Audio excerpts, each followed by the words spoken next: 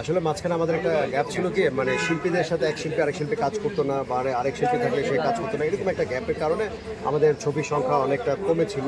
আমাদের প্রযোজকরা ওই শিল্পীকে নিয়ে কাজ করলে এই শিল্পী কাজ করলে না, তারাও গল্প নিয়ে অনেক দ্বিধাদ্বন্দ্বে ছিল।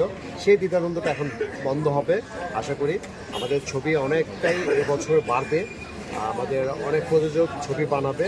তাই আশা করি আমাদের যে কাজের যে শূন্যতাটা ছিল সেটা পরিপূর্ণ হবে এবং অনেক শিল্পীরা কাজ করবে। পাশাপাশি আমাদের নিজস্ব যে সব গল্প আছে যেগুলো আমরা করতে মানে সাহস পাচ্ছিলাম না, সেগুলো না আমরা অনেক শিল্পী নিয়ে কাজ করতে পারবো। কার্যকরী পরিষদ আর প্রেসিডেন্ট বা সেক্রেটারি এরকম পদ না, আমরা সবাই একসাথে কাজ করবো। এই জন্য আমাদের এবার নির্বাচনের যে স্লোগান ছিল আমরা সবাই এক, জাগ্রত হোক বিবেক, এই স্লোগান নিয়ে যে আমাদের কাজ করা, আমরা সবাই এক, আমরা একত্রে কাজ করব। পদ আমাদের কোনো সাবজেক্ট।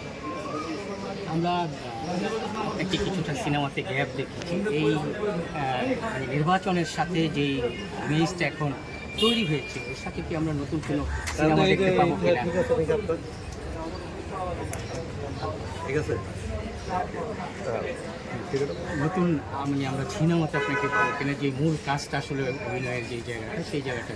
আসলে মাঝখানে আমাদের একটা গ্যাপ ছিল কি মানে শিল্পীদের সাথে এক শিল্পী আরেক শিল্পী কাজ করতো না বা আরেক শিল্পী থাকলে সে কাজ করতো না, এরকম একটা গ্যাপের কারণে আমাদের ছবির সংখ্যা অনেকটা কমেছিল।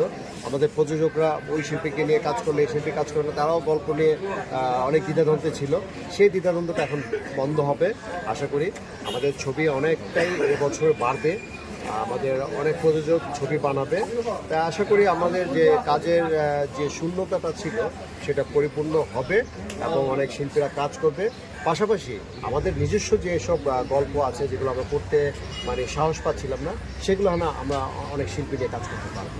সর্বশেষ এই প্রশ্নটা, সবার এবার আনন্দের মতো ঈদের মতো মনে হয়েছে নির্বাচন, পুরনো একটা সব চলচ্চিত্র শিল্পী, কলাকুশলী, সাংবাদিক সহ সবার একটা মিলন মেলা, এই জিনিসটা কীভাবে উপভোগ করেছেন?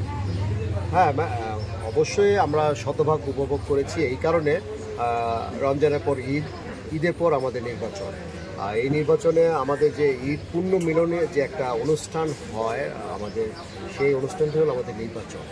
আর এই নির্বাচনটা আসলেই আমাদের একটা মিলন মেলা হয়। যেহেতু এবার ঈদের পরে আসছে, যেহেতু আমরা ঈদ পূর্ণ মিলনী আমরা ওইভাবে আমরা এনজয় করেছি এবং আমাদের সম্মানিত ভোটার যারা, শিল্পী যারা, সকলের আসার কারণে এটা আরও উৎসবমুখর হয়ে উঠছে।